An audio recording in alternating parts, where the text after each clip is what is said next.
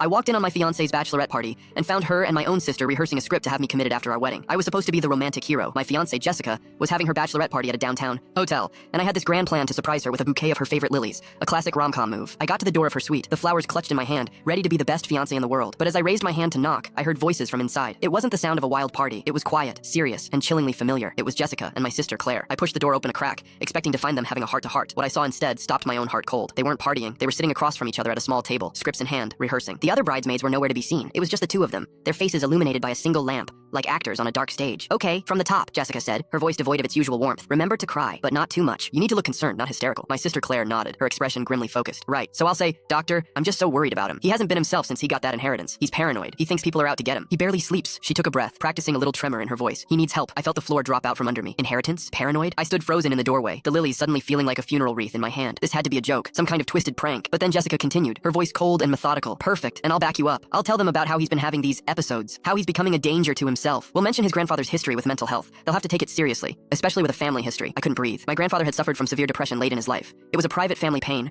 something we rarely spoke of, and they were planning to weaponize it against me. My mind raced back to the prenuptial agreement Jessica had insisted we sign. I thought it was just a smart, practical thing to do, but my lawyer had pointed out one strange clause, one I'd dismissed as standard legal jargon. It stated that in the event one partner was deemed mentally incapacitated, the other would gain full power of attorney over all shared and personal assets, including the $200,000 inheritance my grandfather had left me. My blood ran cold. This wasn't a prank, this was a coup. And once he's on a 72-hour hold, it's done, Jessica said, a cruel smile finally breaking across her face. "Power of attorney kicks in and the money is ours. We can finally get out of this city. You can open your boutique, I can travel, we'll be free." Claire, my own sister, looked up and smiled back. "He'll never see it coming. He trusts us too much." The betrayal was a physical blow, knocking the air from my lungs. The two most important women in my life, the person I was about to vow my life to, and the person I'd shared my entire childhood with, were plotting to destroy me. I backed away from the door, my movements silent and numb. I got my proof. I pulled out my phone, my hands shaking so badly I could barely press the button, and started recording the audio. I captured every single venomous word, every detail of their monstrous plan, every laugh as they talked about spending my money. I didn't surprise her that night. I went home and acted like nothing was wrong. The next 24 hours were the longest of my life, a masterclass in deception that would have made them proud. The next evening was our rehearsal dinner. The restaurant was filled with our closest friends and family, a room full of people who thought they were celebrating our love. When it was time for the toasts, I stood up, a champagne glass in one hand and my phone in the other. "I'd like to thank you all for coming," I began, my voice steady despite the storm raging inside me. "Before we eat, I wanted to share something special. It's an audio recording that I think perfectly captures the incredibly deep and unique bond between my fiancée, Jessica,